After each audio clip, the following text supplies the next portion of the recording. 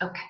Okay, ladies. So this afternoon we have got the lovely Marion who's coming to share her amazing content with us around SEO. So we're all really excited for this. And I know some of you are going to be catching up on the replay because there's different time zones. But what we do have is we have all of your questions. So what's going to happen this afternoon, I'm going to straight away hand over to Marion, who's going to share a little bit about her background, what she does, why she's so good at what she does, and then we're going to get straight into what you guys want to know. Just before I do that, Marion, the girls that are watching, the ladies that are going to be watching and going on this journey with you, all have e-commerce businesses, all launched within the last 12 months, I think is the longest. Maybe there's one that's slightly longer, but around that time frame. One of the biggest things we want to do as an e-commerce business owner, myself included, is obviously to drive traffic. SEO is one of those things that takes time. So when you're building a brand new business, we forget about it. We do it at the beginning and then we forget about it. But I suppose what we're looking for is guidance around how much time we should be giving it each month, what we should be doing daily, to really help that 6 month, 12-month vision of. Yeah, absolutely. Yeah, the kind of long-term game plan. Yeah, absolutely. So I'll hand over to you and I will let you take over. Okie doke. Well, I am Marion. I can be found now over at the SEO Upcycler. I'm an SEO strategist, but I also have a website design company that I run with my husband, and we've been doing SEO and creating websites for, my little girl was 12, so I started when I was in maternity leave with her, so over 11 years. My background is marketing before that.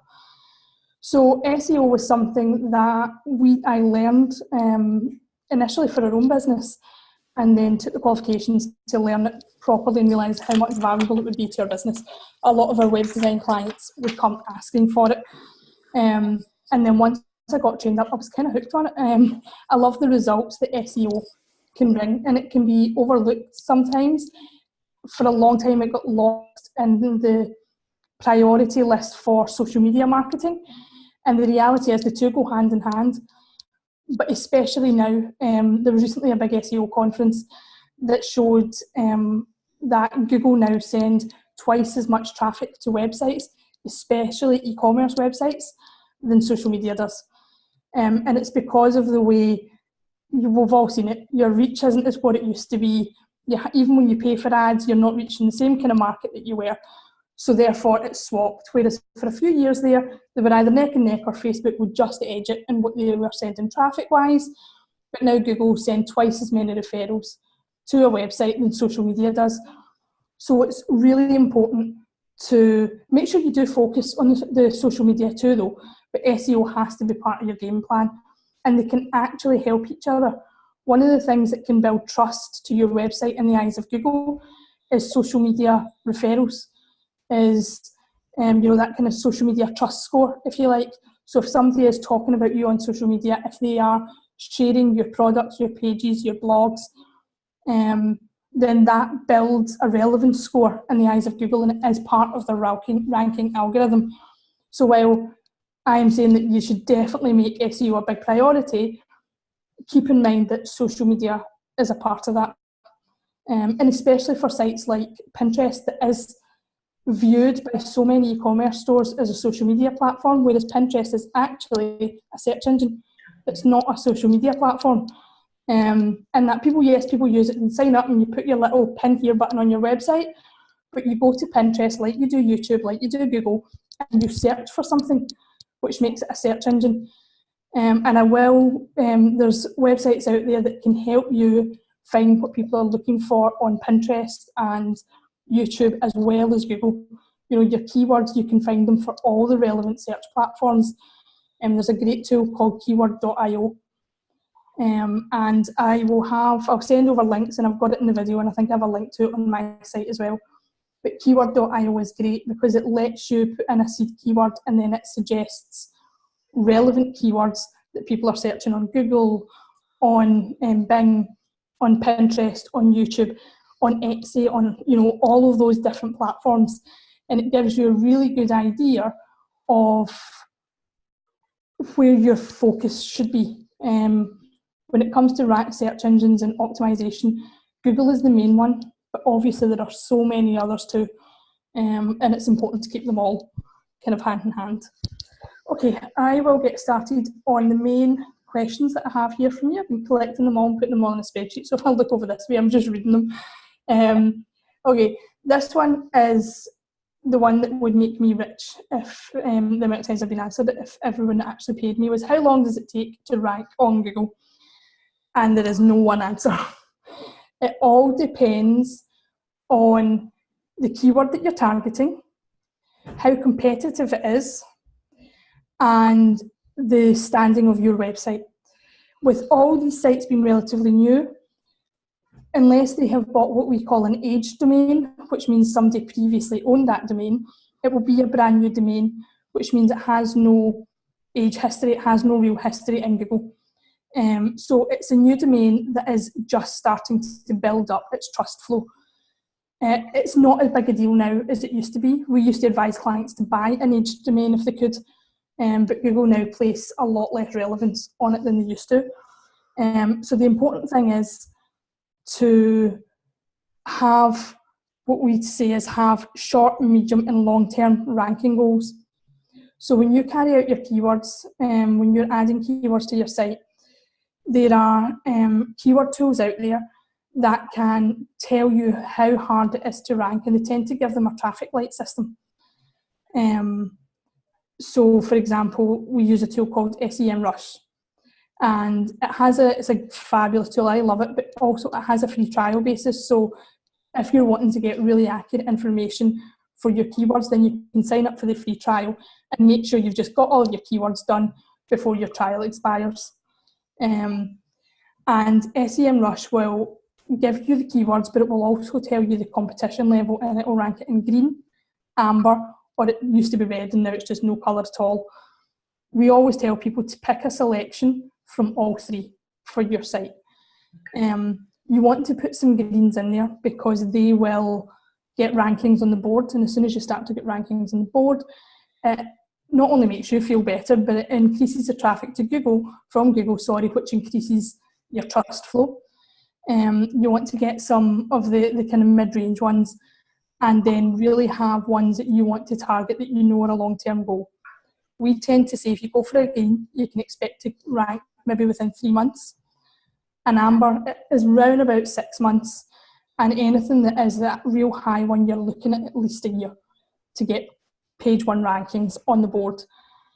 And that's just because of the sheer level probably of competition. That's when you're going after the real big hitters. You're wanting to establish yourself and just kind of chunk it down, if you like, and work your way up so that you're getting rankings on the board while your website gets more established in terms of its age, while you build more links to your site each month, and while you're increasing your traffic, increasing your bounce rate, or decreasing rather your bounce rate, and essentially just improving the overall trust of your site. The other thing to remember when it comes to how long it will take you to rank on Google is to not just target what we call short tail keywords, to start with the long tail keywords. And that's a keyword that has 3 or more words in the search phrase. And that's because not only are short tail keywords harder to rank for, they'll have a much higher search volume, but there's a reason for that. The people who are searching for them aren't as far down the buying process as you want them to be anyway. Say, for example, you have an online wedding shop that sells wedding dresses, and you decide you want to target wedding dresses. It's really competitive, but it also doesn't tell you what that person searching wants to do. Do they want to browse for their own ideas? Are they ready to buy? Is their wedding 6 months or 3 months, or is it 3 years away? Whereas if you put affordable wedding dresses online, or where to target wedding dresses, where to buy wedding dresses online, or best wedding dress shops in Glasgow, your search volume will be less. But not only do you have a chance of ranking quicker, those people are further down the buying process. They're using what we call buying search phrases, and they're ready, or action search phrases, and they're ready to either contact you or make a commitment, sign up for something, or even buy. And that's the benefit of targeting a keyword that is perhaps more micro in terms of its search volume, but it will bring you rankings that bit quicker, and it will also 9 times out of 10 convert quicker and more than one that's a more general term.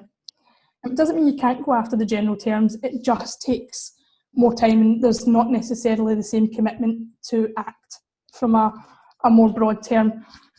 So as new e-commerce business owners, if the strategy would be either, if there's going to be 2 keywords, which I know you'll come on to later, but keywords per page, would a sensible starting strategy to be to pick that amber and that green long tail word, key tail word, and maybe in 6 months then review to go to the ones that are highly competitive? Yeah, that's it exactly.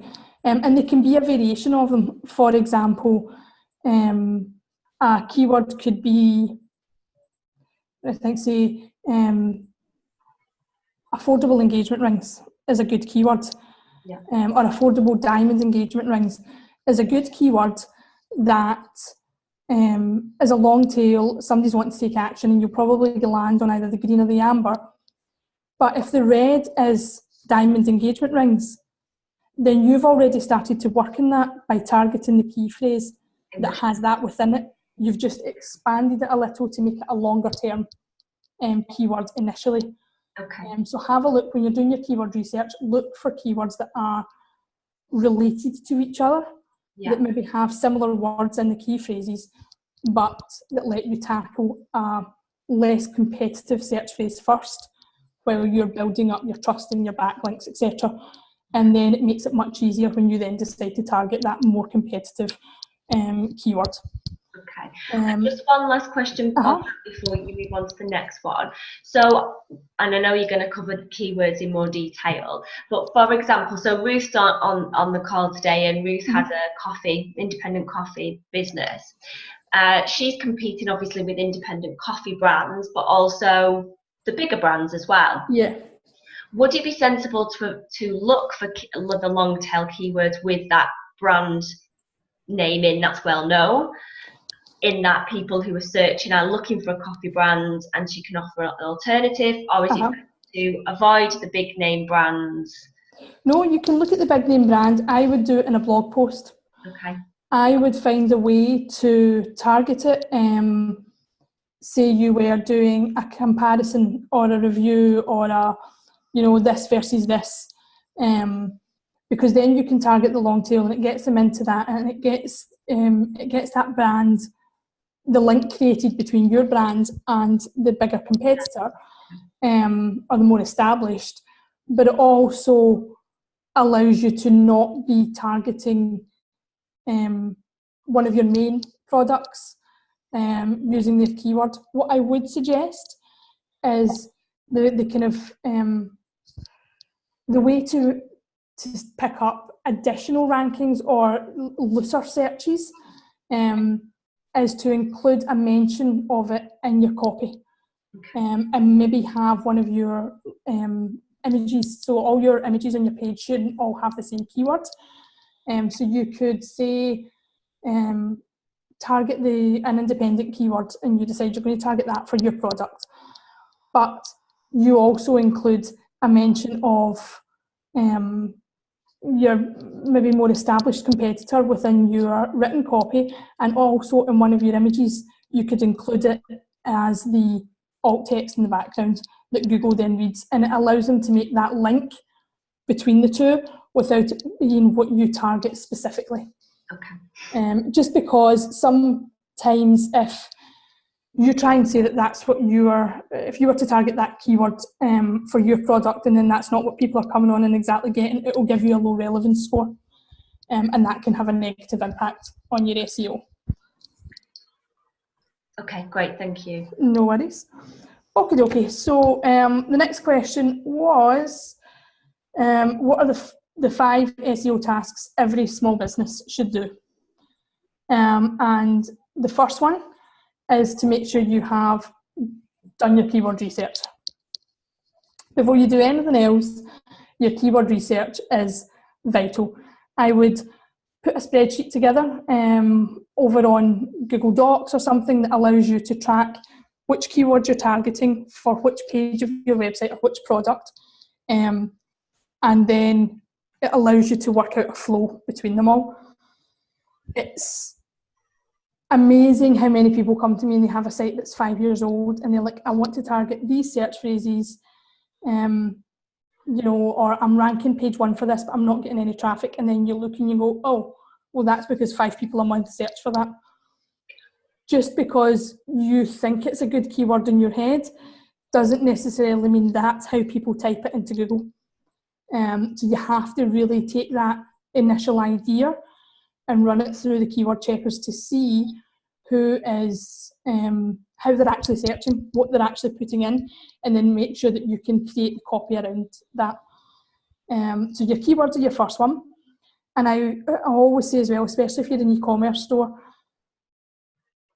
be really specific when it comes to your product descriptions. Don't be tempted to just, if you have something and it's all listed under one product and they change the colour using a drop-down menu, that's fine to keep the descriptions the same.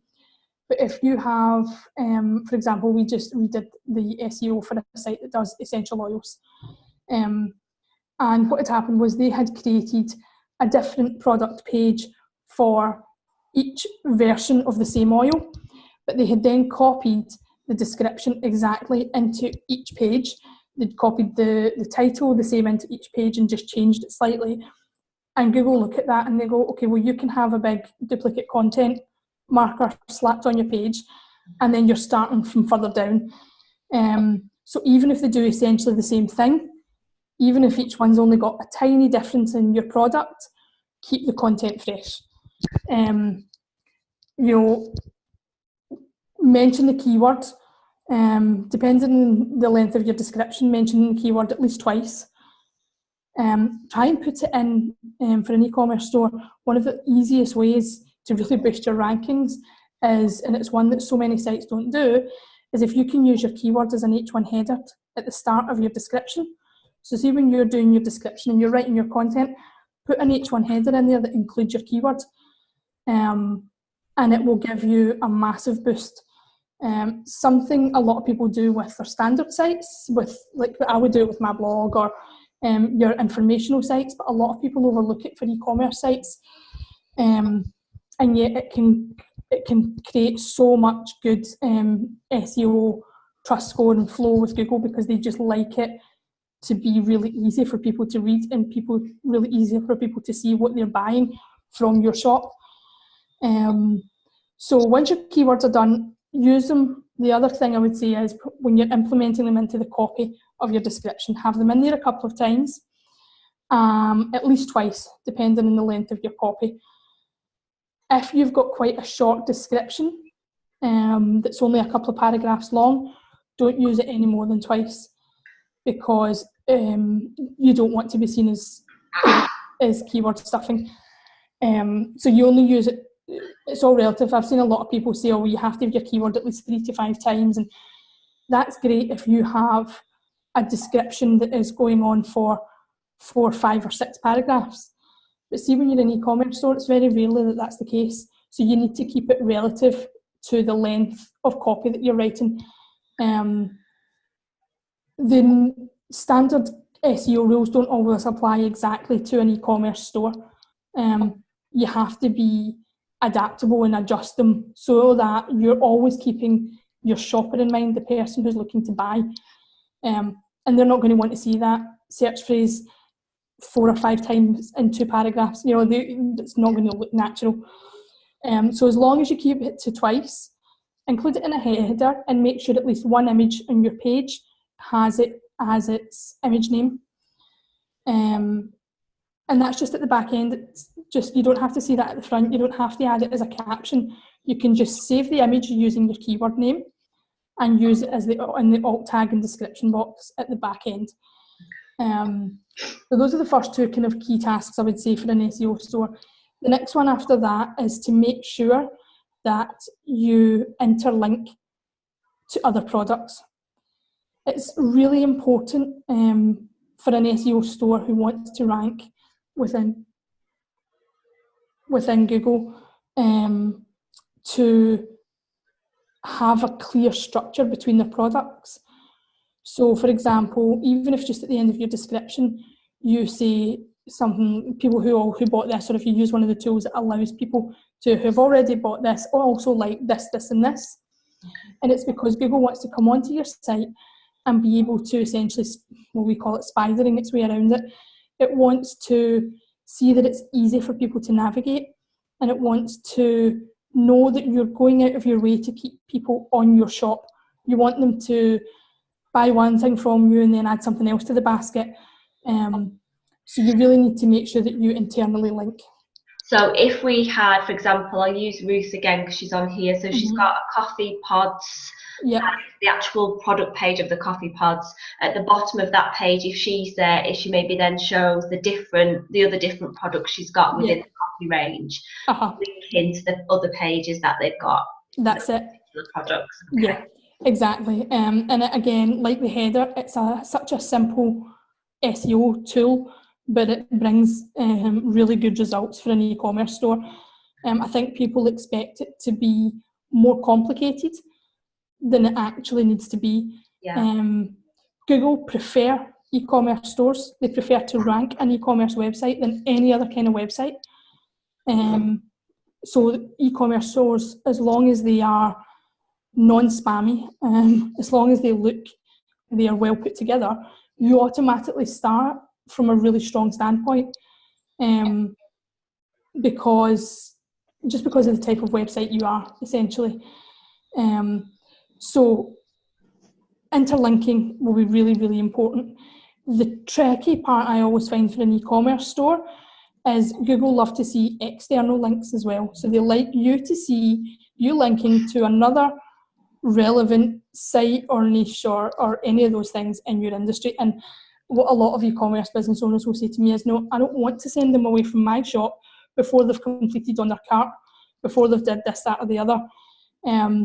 So what I tend to say to that is, well, your external links, if you have a blog on your site, have your external links to something that somebody that has reviewed a product you sell, or that sells a complementary product. So say you sell your independent, your kind of coffee pods, but say that you don't sell the machine on your own site, then you could link out to an affiliate Amazon link that does sell them, but you're also then therefore tracking that through, and you can still make more money off of it.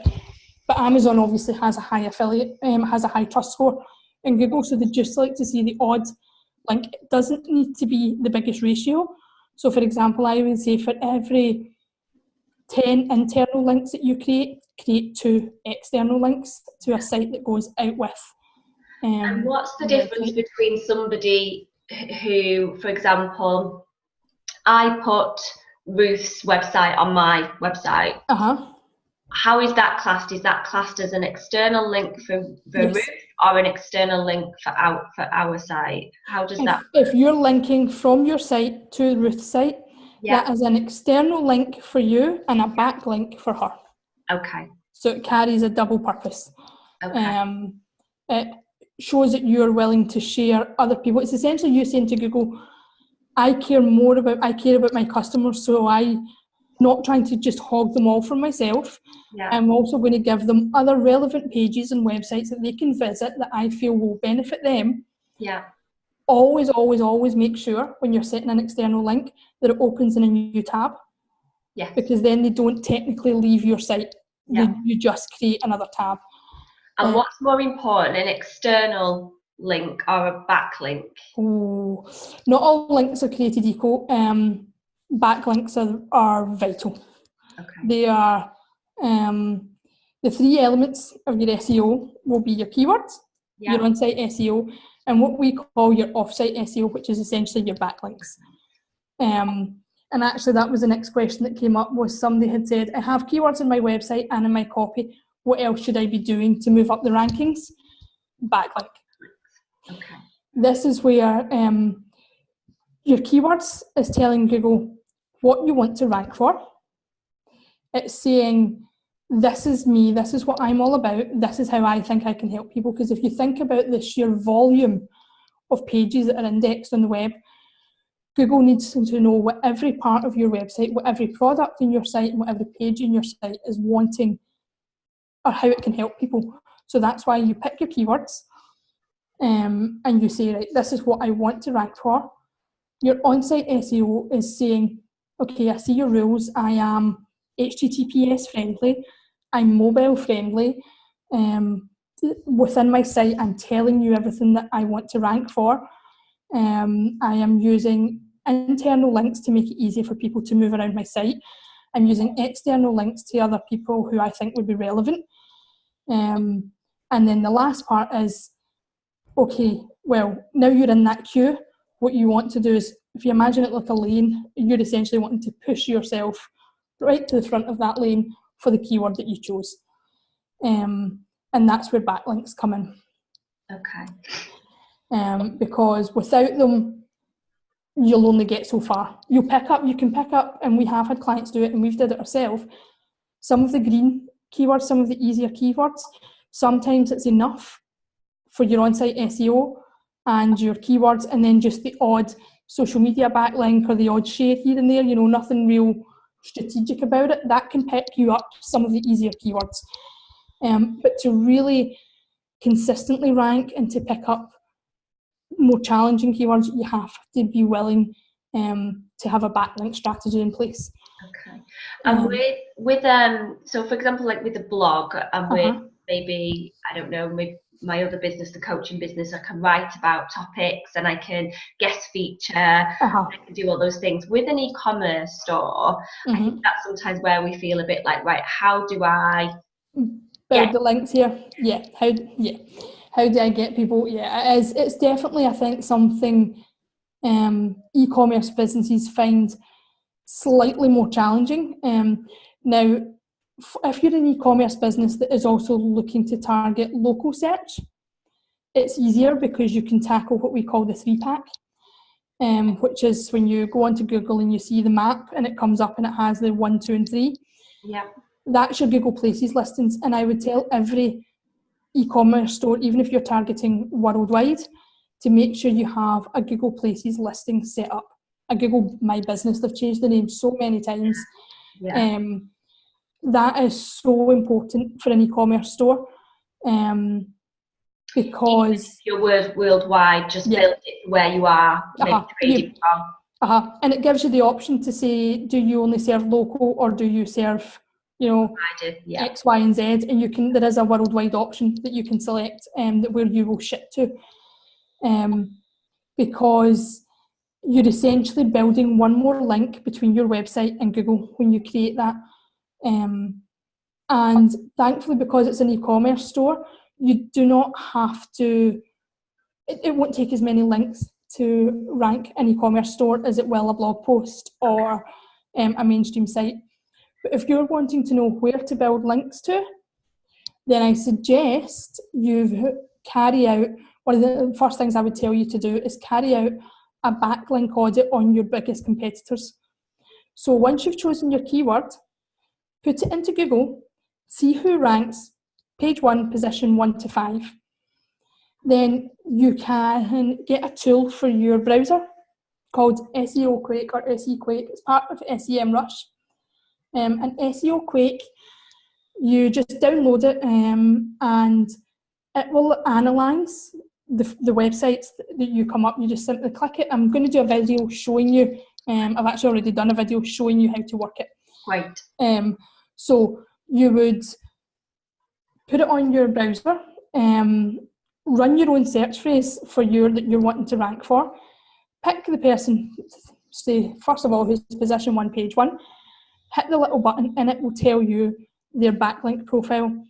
And it does it in conjunction with SEMrush, who again offer a free trial. It's a paid tool, but they offer a free 14-day trial, I think it is. And they will show you that person's backlinks. They will show you how many backlinks they have.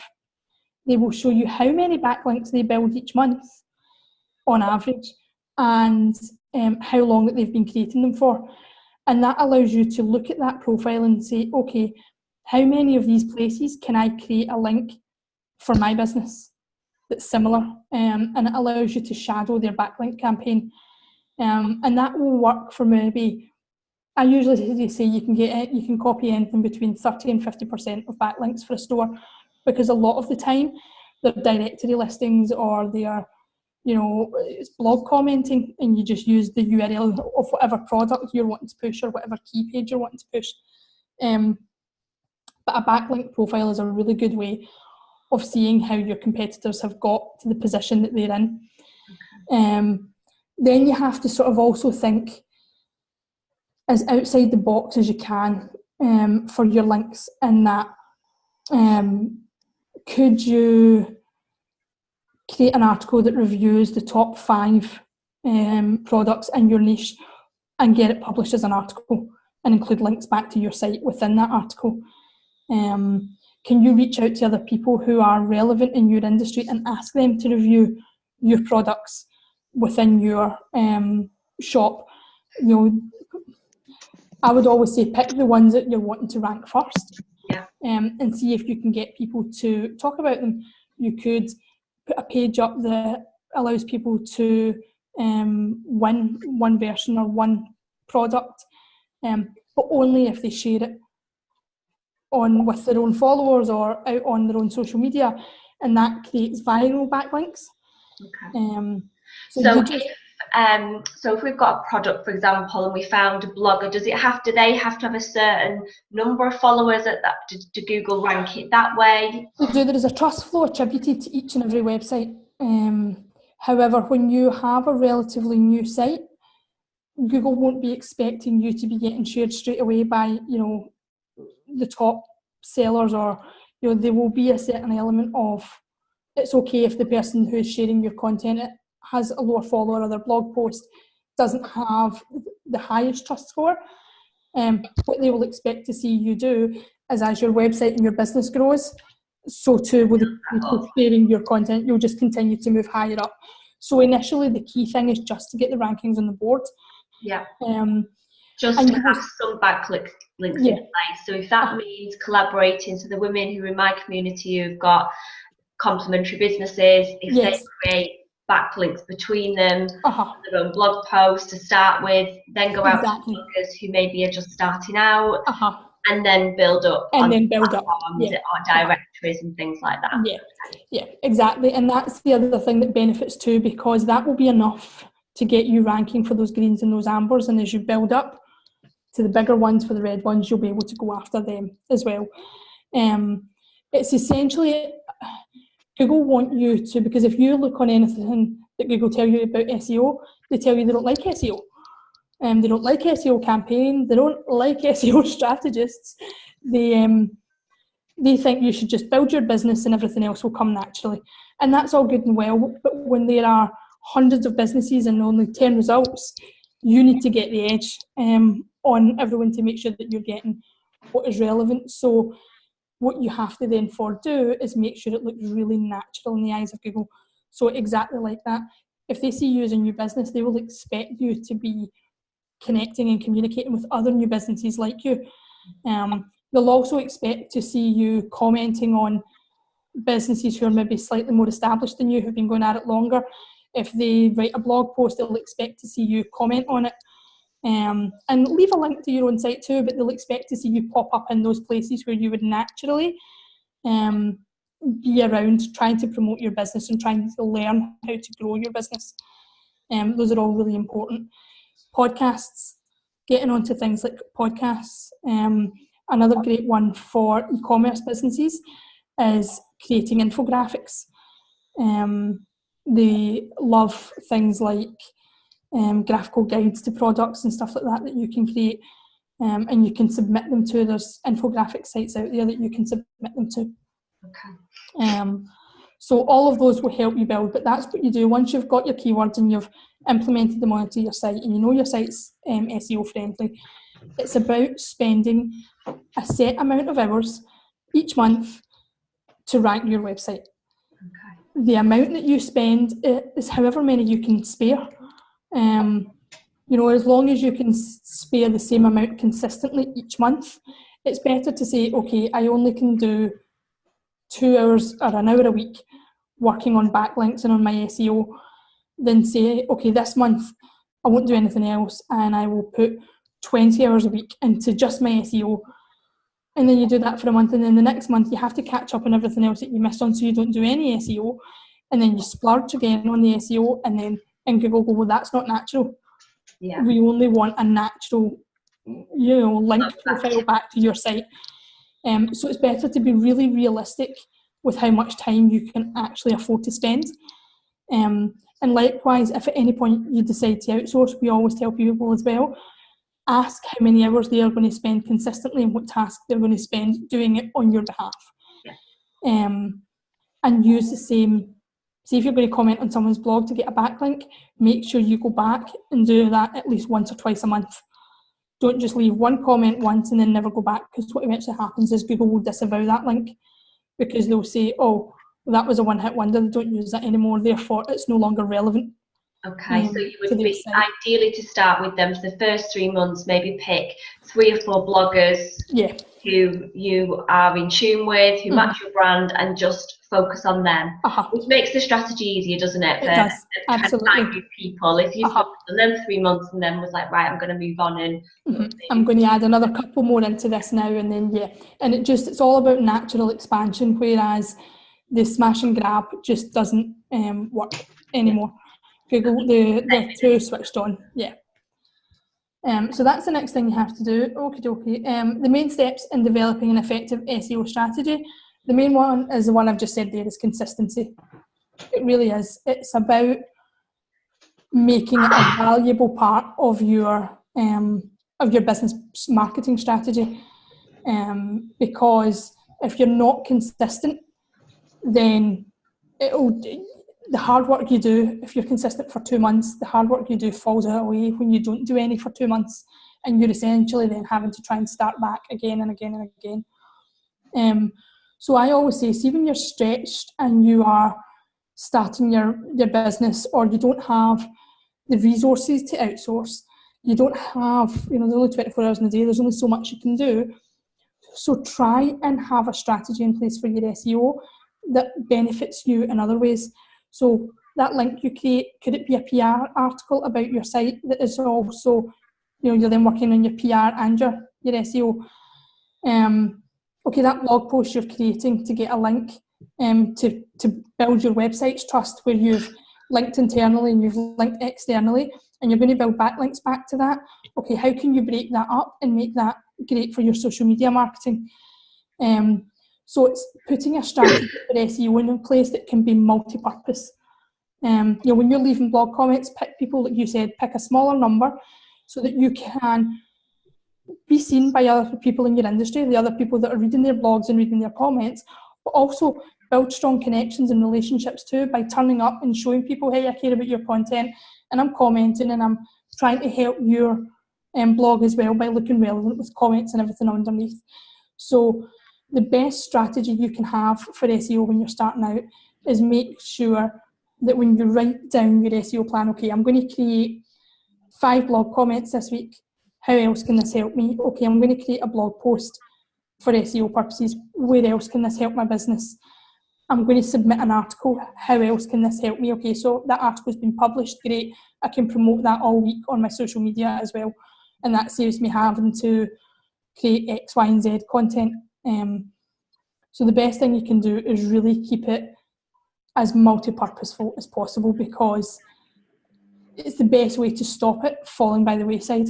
Yeah, so just repurposing your content, that's it. Making sure SEO is linked in with that, not just your blog and your social media, that you're actually bringing it into this part of the marketing strategy. Exactly. The only real parts of SEO, I would say, that probably are only of purpose for real SEO is when you do your directory submissions and things like that. But that's all just, again, about establishing routes for your website. Once that's done, it's done. Anyway, once that's done, essentially it's done, and you don't have to worry about those again. The great thing about if you connect with bloggers and you're commenting and then it starts a conversation, it essentially does what we call backlinks or backlinks, which gives them more strength in the eyes of Google. So if you comment on a blog and you leave a link to your site there, and then somebody else comes in and comments and says, oh, this is great, I'm going to share this whole article with my people too, that creates a backlink not only to the blogger, but it creates a backlink to the backlink that you left. And link building can be tiered, and it's sometimes good to know that the link you created will also have other links going towards it. Okay. So keeping it as multi-purposeful as possible. Okay, so is there a certain amount of traffic I should aim that will boost my sales? This is, again, one of the questions that probably confuses people most when we say choose your keywords wisely. They say, okay, well, how much search should each phrase have that I'm targeting? And I would say it really depends. If you have a local business and you're only targeting local search, if like the client I have that's a photographer just now, she has one search phrase on one of her pages that only gets 100 searches a month because it's a local search and it's newborn photography Paisley. By getting to page 1 for that, 100 searches, of those 100 searches, she picks up about 50% of those people will click through. Okay, so of that 100, 50 people come through to her site and she picks up about 5 to 10 bookings a month. And that books her out. You know, so it's, however, if you have an online shop and you're targeting worldwide, targeting 100 searches a month isn't really going to give you what you need in terms of sales. We always say if you go anything upwards when you're first starting out of 800 to 1,000 searches per month, and target 2 search phrases per product. So if you target one that is maybe round about anything from 800 to 2,200 is one of your keywords, and then your second keyword, make it from the 2,000 to the 8,000 range. And that way you are targeting a decent amount for that product. Obviously, if you're in an industry that doesn't get that volume of searches, you just adjust that to suit what works best for you. You know, it tends to be once you get past 5,000, 6,000, all the way up searches, they get really competitive anyway. So you want to really make sure that what you're doing is saying, okay, well, I've picked this keyword that gets X amount, and I know it's a smaller volume, but I've got a really good shot of ranking for that, because it is better to have 50% of 1,500 searches than 0% of 10,000. You know, so that you have a better chance of getting sales. And then you just assess it in 6 months and you go, okay, I think my rankings for that one that was 800 a month are fairly secure now, so I'm going to swap that keyword out for something else. And that's the point, you would then switch to new keywords. Yeah, you would then build more because you've established yourself for that keyword anyway, and you're normally going to keep picking up secondary keywords anyhow, so it won't necessarily fall out the rankings. And is there a way to track, so for the next 3 to 6 months while the ladies are working on their plan of action to get ranked for those smaller keywords, long tail keywords, is there what would they use to track that, to make sure that's happening? Search Console. Set up Google Search Console and it tracks it for you. It tells you what you're ranking for. It tells you if there's been an increase or a decrease in your position. And it's the easiest way to do it. I would also suggest, because it's not always the most live results, doing an incognito search on your own search engine. And you just essentially, there's tools online. If you just go online, you can put check my search engine rankings, and it will give you loads of free tools that come up, and you put in the keyword that you want to rank for, you put in your website, and it tells you where you're currently ranking at that exact moment in time. But Search Console is the best way to really track it, and I would tell everyone that it's part of that big kind of strategy is you have to have Search Console set up. You need to make sure you have analytics set up and make sure you have Google Search Console set up, because if you can't track what's working for you, because you could pick a keyword and then it could be you're thinking, well, hang on, I've hit page 1 or position 2 or something, and I'm not getting the 20 to 40% of traffic that I should be for that. Why not? And it could be that you need to tweak your meta description. It could be that you're not targeting the right keyword for what people think they're getting. Yeah. You know, so people are going, oh no, that's not actually what I want when I'm looking for that. And then you have to adjust. So that's really the key thing, is always making sure you keep an eye on it. So you have that plan in 6 and 12 months time to swap out your keywords, but be prepared. If you're not getting the results you think you should be getting for the position that you're hitting, then it means that something needs tweaked. Either your product description, your meta tags that they see when they first come onto search in Google, and kind of adjust accordingly. I think I covered the other question, with specific keywords better than general ones for small businesses. Yes, always. There are so many. See, when you start to do keyword research, you will realise there are so many quirky keywords out there that you never even thought of, that people search for, that can bring you in thousands of traffic each month. You know, I have a blog post on one of our sites that gets a crazy amount of traffic, and it's for something I don't think anyone would ever search for. It's all about choosing tags, essentially, meta tags. But I would always just include that in something else and it's I think it's quirky meta tags for business owners or something like that. It's a strange one. And sorry, I'm losing internet connection here.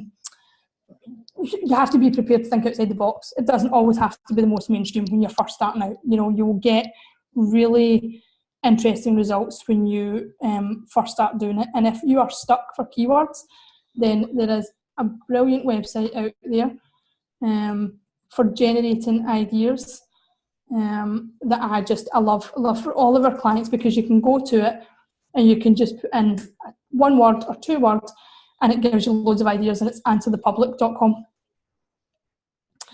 And it tells you every variation of things that people have searched. Now, some of these things might only have been searched once or twice. You then take the ones that are most relevant to you and run keywords with them.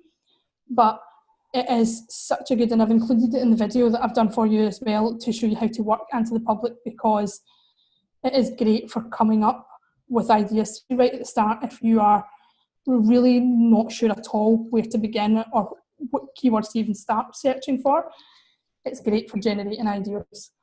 And I think the next thing I would say is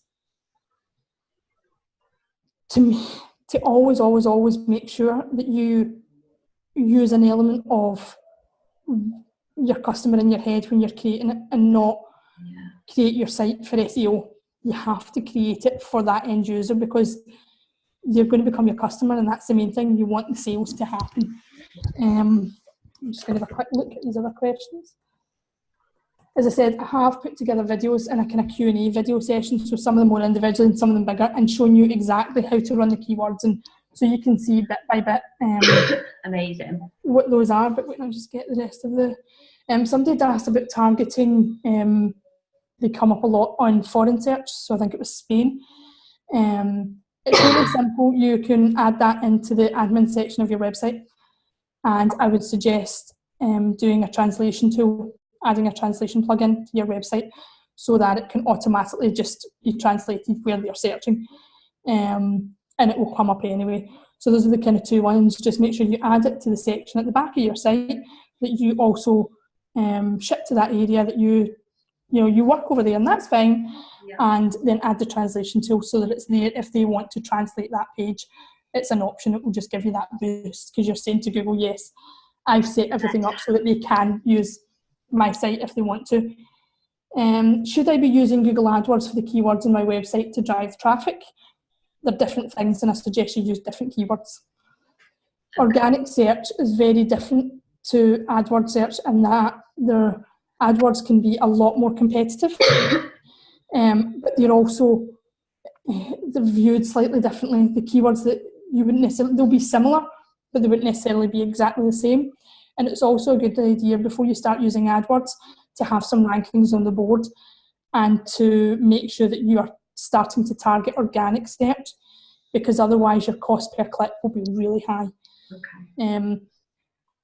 There's a competition level for AdWords too to get in that top 3. and it can be really hard for a newer business to tackle and to break into those top results returned.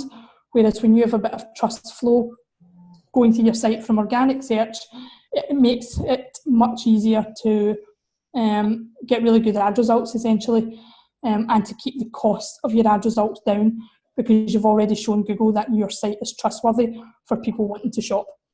And is there a traffic level that, I know every industry and niche is going to be different because it depends how popular it is. Yeah. But as a rule on an e-commerce business, is there a traffic level that the ladies should be seeing organically to say, right, okay, I'm ready to kind of go and do AdWords or go and do other things? Is it 1,000? Once you start to hit over 1,000 organic visitors each month, you can look to add in Google AdWords. Anything below that will really make it a really expensive process for you. I mean, you can do it. Google will always take your money for AdWords, but you just won't necessarily get the best result for it. So I would suggest making sure that you've had Search Console set up for at least 2 months and a minimum of kind of hitting 1,000 unique page views to your site. And then you're okay to start looking at ads. For anyone who's completely new, what's the best place to get started? Keywords. Traffic from overseas, again, as I said, if you are looking to target traffic from anywhere else, UK and US work simultaneously, you don't really have to do too much to them. But if you're looking to get traffic from somewhere where the first language isn't English, then I would suggest the translation plugin. Or some kind of tool. And I think with other e-commerce platforms, Shopify and things, there are options within them that you can add a translation tool. And those are the best ways really, because you're just showing that you're set up to accept business and to help searchers in that area. Certain amount of traffic I should aim for that will boost my sales. We always say that when you hit position 1, page 1, you won't get 100% of that search volume. You can expect to get around about half of the people who search for that phrase will come to your site when you hit page 1. Position 2, you will get anything from 20 to 40%. Position 3, you can expect around about 10%. Position 4 downwards, you'd be as well being on page 2. It really teeters all the way down. Very few people scroll far enough down. It's great to get on page 1 because you know you're closer to that position 1 ranking, and you can really give it a good SEO boost at that point. But in terms of actual traffic, it's not the highest. And then usually we say 10% of people who come through, you can anything from 1 to 10% you can expect will buy. If you're using one of those buying keywords we spoke about, you can expect it to be that higher figure, because they're using an action search phrase, so they're ready to take a step further than just someone who's browsing with a more general key phrase. Any popular tricks to get found in a market that is flooded? That is where blogs come in really, really handy, especially for e-commerce stores, because you sometimes have to find another way of getting people onto your site rather than just the first stop in your product listing. So you want to find as many ways as you can. It could be creating a product guide. It could be creating comparison blogs. Your keywords will help you find that, and then just make sure that within those blogs you are really making it clear what services, what products you sell that can help with that, and make it really easy to get there. And would it be a sensible approach if they took maybe their 6 keywords they've got for maybe the 6 pages on their website to then create 6 blogs to start with those titles? Yeah, absolutely. Yeah. It is one of the best ways of doing it, and you don't always have to, we see for if you're a local business and you have a local shop online as well, you don't always have to have them in your page titles. So for my client that I was talking about earlier, she mainly wants to target photography clients in Glasgow, but there are smaller towns around that also get searched that she also wants to target. So we set up pages within her site that are for Photography Paisley, Photography Ayr. You can't go onto your site and see a link to those, but you can find them in Google if you search for a photographer in Ayr. Her website it's okay comes up. To have those in the background, so not visible. Not visible, no. The menu, they're just Yep. in there linked to your website. Link there to your website to target a specific search phrase, and just make sure within them that you have a link to one other page within your site that is in the menu that is relevant. And that's a good way that you then bring them back round to the main part of your website. But it means you're not having to flood the front of your site with loads of pages and loads of products and loads of categories. You can still keep it really clean. But target all those other areas. Essentially, what you're doing is building up to the point where you don't have to have all of them, but you have to get really creative when you're first starting out to target those that are a bit more established. And I think I've pretty much covered most of them. I've put a video together essentially covering all of it, including examples of how to run a keyword search, the tools to use. I've got a bit about how to do the back end of your site, how to actually look for the key elements, because there's two parts of an on-site SEO campaign. There's the technical side, and there's the just the general SEO audit that makes sure it's keyword ready. The technical side is making sure it's mobile friendly, that you have an Excel sitemap, that you have got HTTPS set up, which every e-commerce store should have anyway. But as of September, October time, Google will penalise any site that isn't HTTPS. So you will see, and some sites are already seeing it because they've started to roll it out already, but it will be fully in play by September, October time.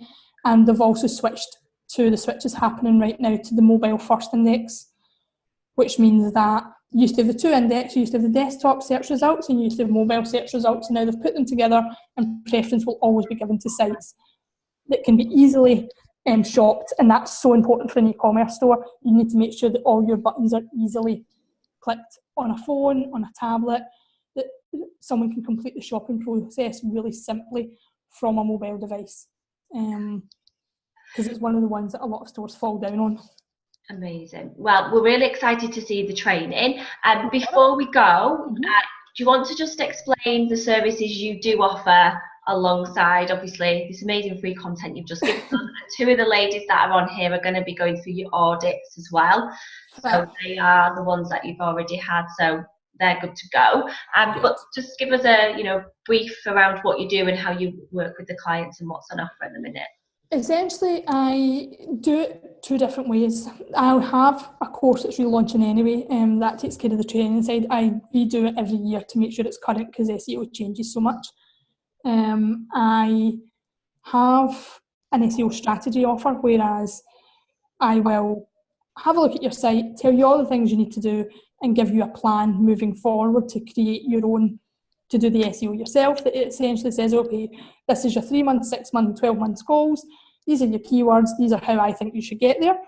And then I'm always around for, obviously, throughout that process to help along. Or there's a done for you service where I do your audit, I do your keywords, I implement it all onto your site. And I do offer an off-site SEO package, but it's full at the minute, where I carry out the month-to-month SEO for you. But I only do a certain amount of those each month because there's only so many hours in a day.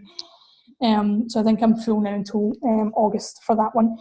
But all of the keyword research, the on-site SEO, and the audit, that's just essentially to make sure that everything is as it should be for your site.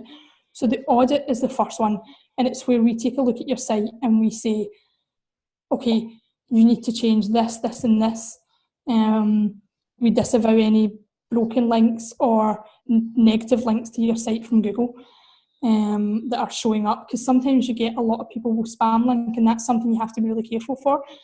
And competitors have been known to do it. They will send a lot of dodgy bad links to your site to try and push you down the rankings, and you need to make sure that you're keeping on top of that, and you just disavow them within your analytics and say, no, I didn't create these are nothing to do with me and I want them removed before they have any negative impact. But we have a look and see if there is anything like that on your site.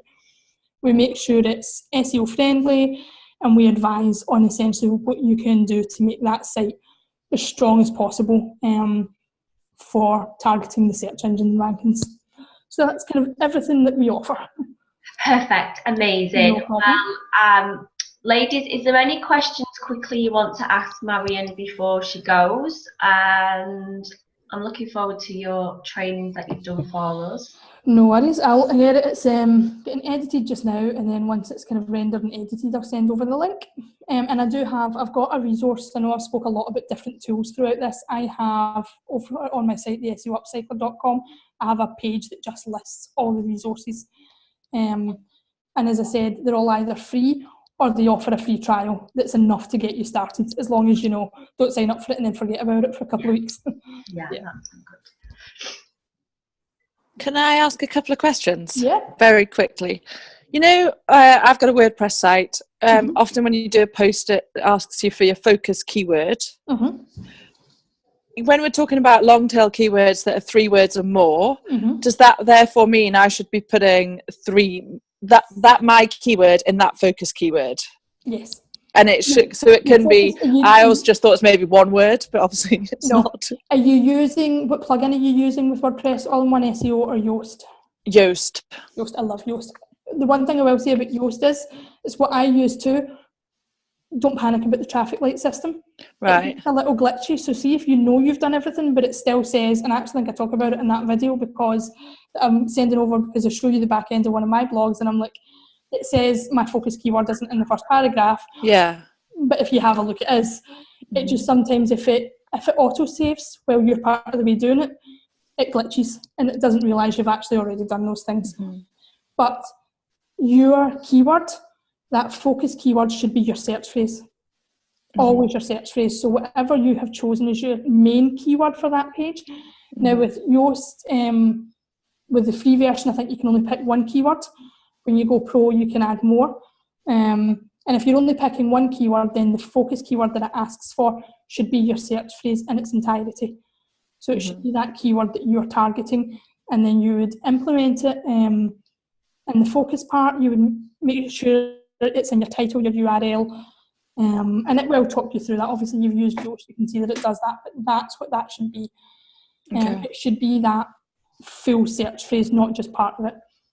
Okay. So if I was targeting, say, Squarespace SEO tips, if that was my search phrase, that's what I want to target, that's what I have to put in exactly into that bit, exactly as I'm wanting to target it. Okay.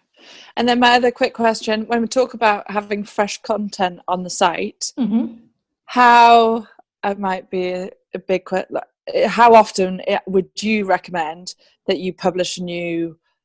For me, with an e-commerce, the only thing I'm probably going to change on my site regularly is the blog. Yep, how often would you recommend I publish a blog post? With an e-commerce site, Google class it as fresh content anytime you update your product page. So that is also fresh content as well, but I would suggest if you can manage 1 blog a month, only pick what's consistent. It's not about how many times in a month you can blog, it's about keeping the same profile, so not just putting one up and then not doing one for 6 months and then putting one up. It's about essentially, so if you know you can only blog maybe once every 6 weeks, then just keep that consistent and it will still be counted as fresh content.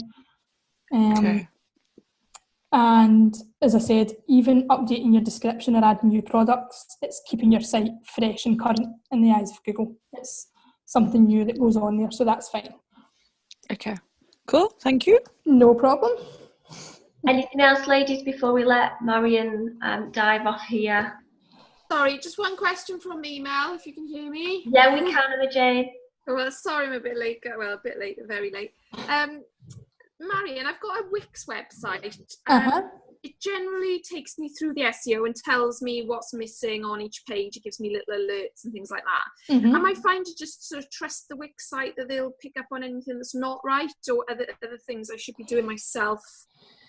I would download the checklist. Wix have thankfully improved their SEO. Wix used to be an SEO strategist worst nightmare because they could not get them to rank for love nor money. And they had a big overhaul, and now they're really up their game. So their guides and their little prompts are really valuable, and that means that they've also noticed that if they're seeing it, they know that Google are seeing it as well. They're seeing that same thing. But I would also suggest having your own SEO checklist and double checking it all yourself. Okay, brilliant.